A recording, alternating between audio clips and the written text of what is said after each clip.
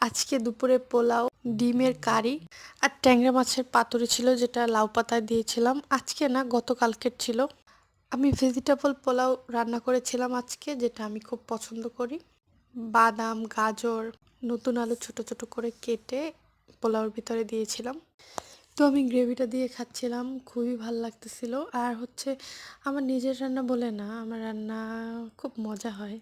তারপরে আমি খেয়েছি কালকের পাতুরিটা দিয়ে। ট্যাংরা মাছগুলো এতটা সতেজ আর তাজা ছিল, যেটার স্বাদটা এখনও মানে ভালো লাগতেছিল। আর যেহেতু শীতকাল, খুব মানে ভালো ছিল, নষ্ট হয়নি।